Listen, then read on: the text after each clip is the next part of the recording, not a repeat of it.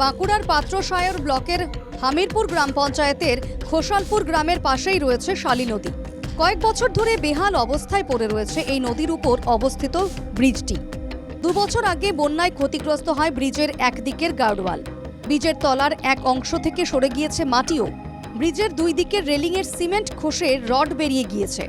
অভিযোগ, ব্রিজ সংস্কারের কোনো রকম উদ্যোগ দিচ্ছে না প্রশাসন। আমাদের পেরুতে যখন খুব বান হয় তখন আমাদের পেরুতে খুব ভয় লাগে যে ফেঁসে যায় যদি, তাহলে সব আমরা চাপা মরে যাব।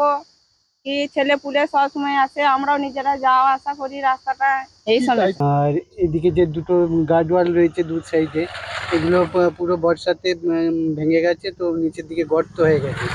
যে একটু জল বেশি হলেই, অর্ধেকের উপর জল বেশি হলেই যে কোনো মুহূর্তে দুটো দিক খুলে যেতে পারে এবং ব্রিজটার দিকে চলাচল তখন বন্ধ হয়ে যায়। এই ব্রিজ দিয়ে প্রতিদিন যাতায়াত করে বাঁকুড়ার বাগড়াডাঙ্গা, শিমুলডাং, নারায়ণপুর সহ বেশ কয়েকটি গ্রাম পঞ্চায়েতের কয়েক হাজার মানুষ। প্রশাসনের মদতে ব্রিজের পাশ থেকে অবৈধভাবে মাটি তোলার অভিযোগ বিরোধীদের। ওই ব্রিজটা দিয়ে আমি মাঝে মধ্যেই পেরিয়ে যাই, খুব ভয়ঙ্কর পরিস্থিতি।